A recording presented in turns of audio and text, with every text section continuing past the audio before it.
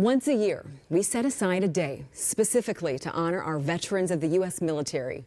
Well, tomorrow is Veterans Day. This year, we're getting the opportunity to share part of a Minnesota veteran's life that he once kept to himself.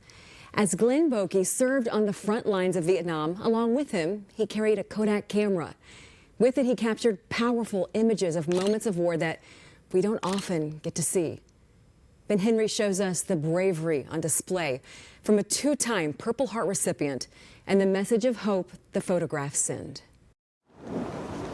It's hard to miss Glenn Boeke's patriotism outside his South St. Paul home. Inside, anyhow, it's about the same. Boeke is a two-time Purple Heart recipient. Okay, this picture here is the first day that I arrived at the company.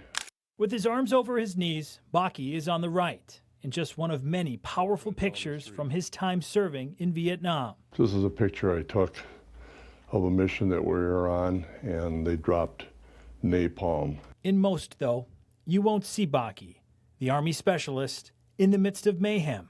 When it went off, you could feel the blast in your face, the heat wave from it.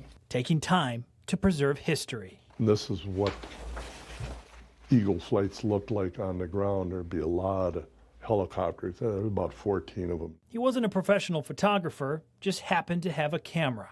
What do we have? We've got a Kodak Instamatic 104. A camera he still has today. There were so many, we would call them Kodak moments over there, that I took pictures of stuff that I caught, some things that I didn't catch that I wish I would have caught. From capturing the intensity of the terrain. I don't know if that guy was just too short or if he stepped into a hole, but I clicked the picture at the right time. I'd say so. All you see is his arm sticking up. He did not drown. To his band of brothers. Wow, you took that one?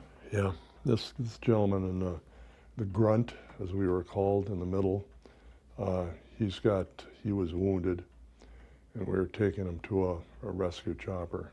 I grabbed a picture of him. He hasn't always been comfortable. If it would have been any time before 1985, I probably wouldn't have shared it. But now, Boeke welcomes conversation to keep his memories alive, helping give us a better look and understanding of what sacrifice is all about.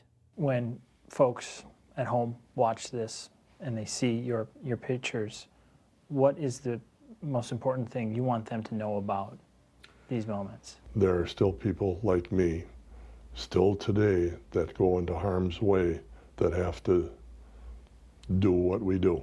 In South St. Paul, Ben Henry, 5 Eyewitness News.